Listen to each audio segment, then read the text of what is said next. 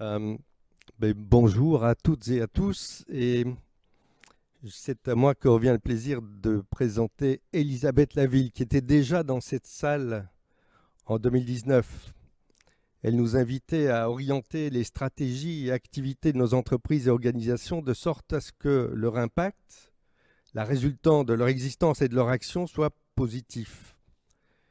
Je me rappelle d'une photo en noir et blanc qui était dans cette présentation-là, lors d'une manifestation. Des hommes arborent une pancarte. If you are not part of the solution, you are part of the problem. La formule est radicale, binaire, elle peut sembler excessive, et si pourtant elle était justifiée. Depuis plus d'un demi-siècle, nous sommes alertés quant aux dégâts infligés au monde par ce qu'on appelle aujourd'hui l'Anthropocène. L'insuffisance flagrante de nos réactions est dramatique pour les générations à venir, on vient d'en parler. Une mutation rapide s'impose, aussi radicale que cette formule. Il ne suffit plus de diminuer notre impact négatif, mais de générer un impact positif. Et vite, car le temps n'est plus linéaire, il est devenu exponentiel. Ne pas apporter de contribution positive, c'est comme rester passif face à une agression, c'est de la non-assistance à personne en danger. Depuis plus de 25 ans, Elisabeth, vous êtes engagée pour aider les entreprises à adopter une culture de responsabilité sociétale et des stratégies compatibles avec un développement durable. Lorsque fraîchement diplômée d'HEC, Elisabeth cherche un travail qui l'animerait, elle choisit le conseil en stratégie, mais elle désire exercer une influence réelle sur les entreprises et les vite frustrées. Elle claque la porte, crée un cabinet à son image dédié à la RSE et au développement durable, c'est Utopie. Utopie, une belle aventure qui aujourd'hui fleurit. D'année en année, ce sont les succès. Elle augmente son influence, travaillant pour de nombreux clients, Danone, Michelin, AXA, L'Oréal, des grandes banques, des pionniers comme Nature et Découverte. Et bien sûr, Elisabeth veille à la cohérence de son action. Utopie est la première entreprise certifiée B Corp en France, en tête depuis des années du classement des Great Place to Work pour les entreprises de sa catégorie. Depuis septembre de l'année dernière, c'est une société à mission au sens de la loi Pacte dont on parlera plus tard. Elle est labellisée ESUS, entreprise solidaire d'utilité sociale. Pour le Figaro, vous êtes, Elisabeth, une des femmes qui changent le monde, une des 50 femmes qui changent le monde. On lit sur le site d'Utopie que faire avancer les consciences, c'est prendre la parole sans répit. Alors c'est avec joie, évidemment, que je vous l'offre pendant 15 minutes, pas plus, pour entendre une réponse à notre question du jour, réponse qui, venant de votre part, sera, je n'en doute pas, innovante et inspirante. Quels critères pour bâtir l'avenir? Bienvenue, Elisabeth, et merci. Eh bien, merci beaucoup de cette introduction, Pierre. Bonjour à tous. Je vais du coup passer, hop, j'essaie de passer ma présentation en même temps que je vous parle, car le temps m'est compté. Comme j'ai pas beaucoup de temps et que le sujet qu'on m'a demandé de traiter, c'était quels critères pour bâtir l'avenir. Vous imaginez comme le sujet est complexe, ça vient d'être dit. On a clairement en ce moment, et on sait à la sortie de cette crise, à la sortie de 2020, besoin de disruption. Hein, on a vu qu'en 2020, avec l'arrêt des activités humaines pendant un trimestre, on a atteint la réduction des émissions de gaz à effet de serre, c'est-à-dire à peu près 7%, qu'il faudrait qu'on atteigne chaque année jusqu'en 2050, évidemment sans la crise, sans l'arrêt des activités humaines, et même idéalement avec leur relance. Donc on a besoin de disruption, mais on a aussi besoin de simplifier la complexité.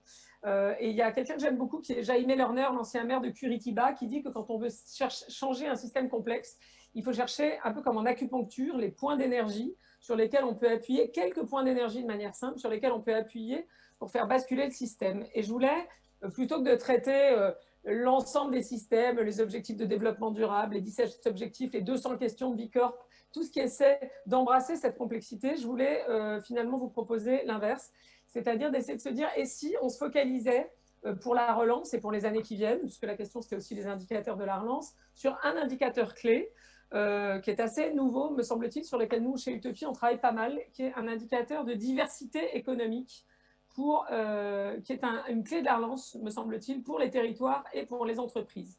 Alors, on a publié pas mal de choses là-dessus, je vous les ai mises là, mais vous pouvez tout trouver sur notre site, notamment la question de la résilience productive locale, de l'effet multiplicateur local, de l'autonomie alimentaire locale, dont je vais parler rapidement dans cette présentation. Bonjour Elisabeth, Oui, c'est Stanislas, je ouais, t'interromps une Stanislas, seconde. vas-y. Ton PowerPoint ne passe pas. Ah, il passe pas? On a un Mince. écran noir. Ah, alors ça, c'est fâcheux. Est-ce que comme ça, il Voilà, passe? maintenant c'est bon, Bon, parfait. bah alors ça va être moche, mais vous le verrez mieux comme ça, donc je vais le faire comme ça. Désolée pour les petits... du coup, il y a des choses à droite et à gauche. Bon, bah tant pis. Attends, je vais peut-être essayer de l'enlever, mais si je n'y arrive pas, c'est pas très grave. Ah, voilà, c'est mieux comme ça. Ok, bah alors on va avancer comme ça. Merci de me le dire. Donc là, je vous avais mis les quelques publications que vous pourrez trouver sur notre site. Et donc, l'indicateur sur lequel je vous propose de se concentrer pour ce petit quart d'heure, c'est ce que j'appellerais ce qu'on appelle, nous, chez Utopie, la diversité économique. On célèbre aujourd'hui la biodiversité dans les écosystèmes naturels. Son importance ne fait plus débat. On sait que la biodiversité permet aux écosystèmes de nous fournir un certain nombre de services, de production, d'oxygène, d'entretien des nutriments, du cycle de l'eau, de régulation, y compris du CO2. Tout ça profite à l'homme. Et ben, l'idée, c'est qu'il y a de la même façon une biodiversité économique qu'il faut qu'on cultive et sur les territoires, auxquels les entreprises peuvent contribuer largement et dont elles peuvent aussi bénéficier. Je vais y revenir. Et ce sujet arrive sur le devant de la scène. C'est un indicateur nouveau qui me paraît clé dans la relance. Pourquoi? Parce que, alors, il sert à plein de choses. D'abord, plus la diversité économique est importante, plus l'effet multiplicateur local est important. On sait aujourd'hui que le dynamisme de l'économie locale, d'après nos études, est responsable d'un tiers des écarts de prospérité entre les territoires. L'effet multiplicateur, imaginez un flipper, il y a une balle dans le flipper, et cette balle, elle rebondit sur plein d'acteurs différents, et 1 euro qui rentre sur le territoire finit, comme au flipper, par générer potentiellement beaucoup d'euros, beaucoup de richesses pour le territoire. Et on sait aujourd'hui que c'est assez logique, en fait, avec un flipper. Ce qui marche bien dans un flipper pour ceux qui y jouent, c'est que la balle rebondit sur plein d'éléments différents. Donc, elle dépend bien, la prospérité, du fait qu'il y ait plein de bumpers différents sur lesquels la balle de la prospérité peut rebondir. Et on sait aujourd'hui, à nouveau, dans nos études, 68% de l'effet multiplicateur dépend de la diversité économique, c'est-à-dire du fait qu'on n'ait pas une économie qui est focalisée sur un secteur ou sur deux, avec des clusters, etc., qui ne sont pas inintéressants, mais qui est plein d'acteurs différents entre lesquels la richesse peut rebondir et du coup rester sur le territoire plutôt qu'en sortir. Je vais y revenir. Par ailleurs, la diversité économique, c'est aussi un régulateur climatique, puisque si on a sur un territoire toutes les ressources pour fournir plus de ce que le territoire consomme, alors on sait aussi qu'on aura moins de transport et notamment moins d'intensité énergétique de l'économie, parce que moins de transport, plus de recyclage, plus de synergie industrielle. Par ailleurs, et je vais y revenir, la diversité économique, c'est aussi, et c'est comme ça qu'on s'est intéressé beaucoup au sujet, une source de résilience et d'agilité face à la volatilité économique croissante. On sait qu'on a des crises sanitaires, évidemment, des crises économiques, des crises climatiques sans doute qui arrivent.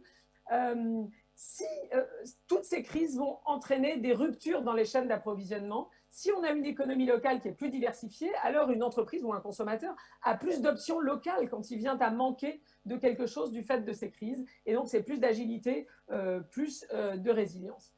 S'il n'y a pas de diversité économique, il y a moins d'effets multiplicateurs, comme je l'ai dit. Et la conséquence, c'est quoi? C'est que la prospérité d'un territoire, et d'ailleurs l'ancrage local des entreprises, sont fortement amoindris. Parce que souvent, on se dit l'ancrage local d'une entreprise, c'est le fait qu'elle injecte des flux sur son territoire. Elle achète local, elle verse évidemment des salaires à des gens locaux, elle verse des taxes aux administrations locales, etc. Tout ça rentre dans le seau du territoire. Malheureusement, la plupart du temps, la majeure partie de ces flux sort du territoire. Je vous donne un exemple. Nous, on a fait une étude pour la vallée de Chamonix-Mont-Blanc.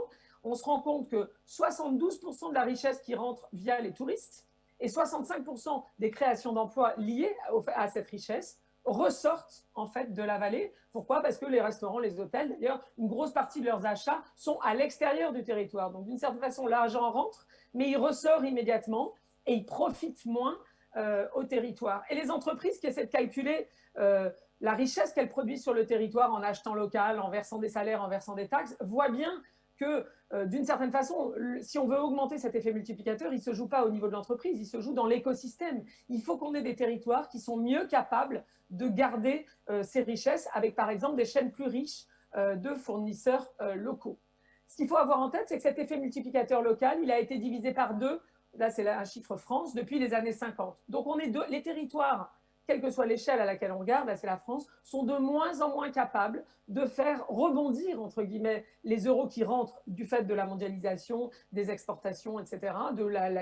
On attire des touristes, des entreprises, il y a de l'argent qui rentre sur le territoire et souvent le développement économique est focalisé là-dessus. Mais si le territoire n'arrive pas à garder cette richesse, alors cette richesse ressort et le seau, comme vous l'avez vu là, il est en quelque sorte percé. Et ça, on le fait de moins en moins. Pourquoi ? Parce qu'il y a de moins en moins de bumpers dans le flipper et justement du fait de la perte de diversité économique. Là, vous avez un petit calcul qu'on a fait sur la diversité économique en France. Je n'ai pas forcément le temps de vous expliquer le détail de la façon dont on a calculé, mais je vous ai mis quelques astérisques qui vous aideront à comprendre. La diversité économique en France, elle était de 85% en 1960, 70% en 80, 55% en 2016.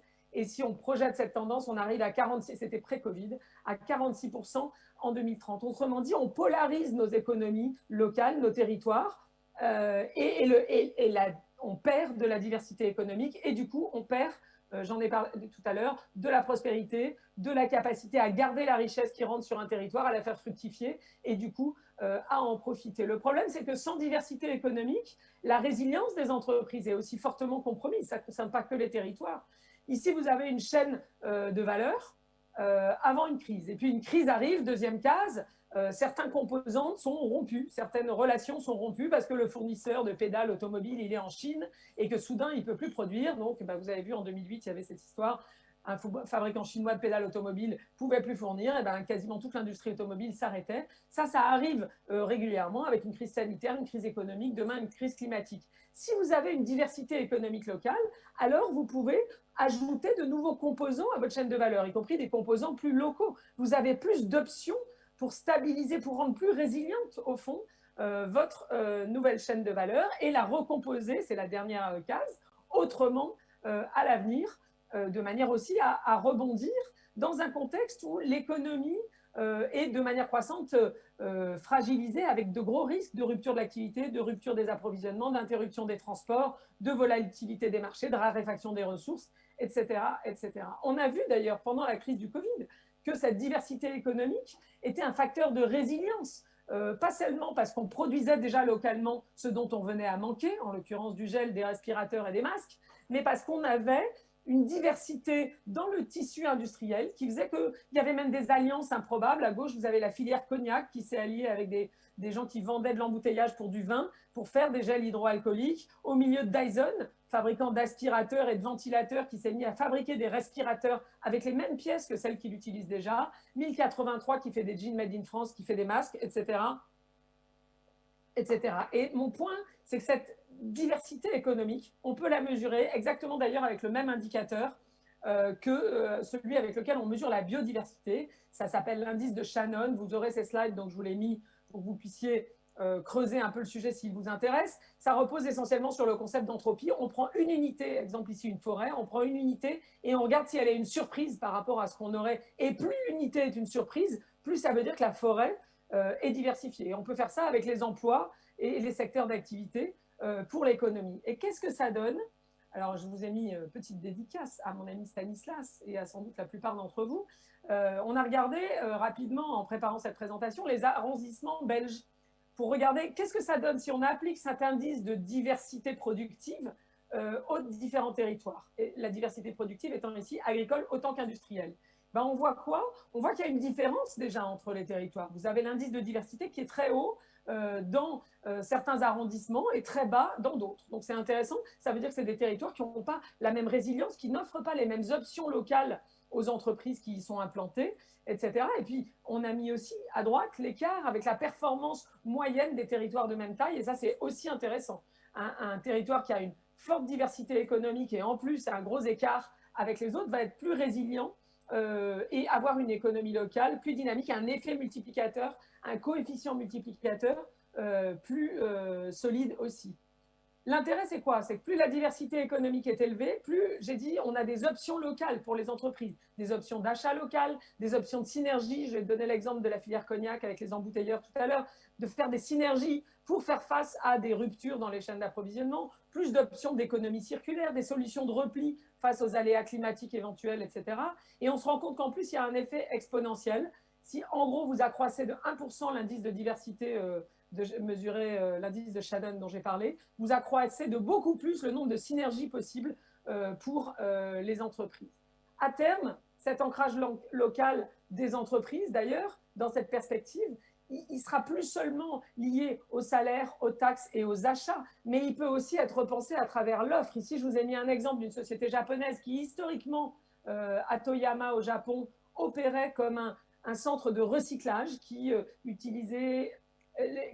au départ récupérait des déchets et puis finalement produit de l'électricité, produit de la chaleur avec ça, et s'est dit mais pourquoi en fait on ne se diversifierait pas dans l'agriculture urbaine et la transformation agroalimentaire. Et ils ont commencé à créer des serres qui sont alimentées avec la chaleur et l'électricité que génère le traitement des déchets, et aujourd'hui ils se diversifient énormément en créant en injectant sur le territoire non pas des nouvelles sommes, mais de nouveaux débouchés pour eux. L'entreprise diversifie son activité et crée plus d'emplois, plus de diversité économique aussi sur le territoire. D'une certaine façon, elle diversifie son activité en diversifiant l'économie du territoire. Un autre exemple plus près de nous, un projet de bioraffinerie du chanvre dans l'Aube, qui vise, à partir d'une ressource locale, qui est le chanvre, à développer un écosystème. J'aime bien le biomimétisme, donc je trouve que c'est intéressant de penser la diversité économique comme la biodiversité. En l'occurrence, développer un écosystème productif local pour tirer le maximum de cette ressource. C'est aussi de l'écologie industrielle. Donc il y a un projet en cours qui imagine l'implantation de nouvelles activités à proximité immédiate de la chanvrière qui, elle, existe déjà, avec un centre qui va produire des produits alimentaires, un autre qui va fabriquer des produits cosmétiques, un autre qui va fabriquer des applications en termes de santé, un autre en termes de plasturgie, un autre en termes de matériaux de construction. Il y a une autre initiative comme ça que j'aime beaucoup en Islande, qui est un cluster autour de l'océan et qui, à partir de la ressource principale qu'a l'Islande, qui est le produit de la pêche, a créé toute une série, un écosystème très diversifié d'activités à partir de l'océan, qui fait du cuir, qui fait des produits cosmétiques, qui fait évidemment des produits alimentaires, mais pas que, etc., etc. Donc, ce point, c'est quelques exemples, parce que le temps est compté, j'imagine même qu'il est déjà écoulé, pour illustrer ce concept hyper intéressant de notre point de vue de la diversité économique sur les territoires et le fait qu'il y a, comme d'ailleurs pour la biodiversité, urgence à cultiver cette diversité économique. Voilà, je vais conclure là-dessus avec peut-être ces 3 publications auxquelles je vous renvoie sur notre site, celle sur l'autonomie alimentaire des villes, celle sur la résilience productive des territoires qu'on a publiée au moment du Covid, et celle un peu plus basique autour de l'effet multiplicateur dont j'ai parlé.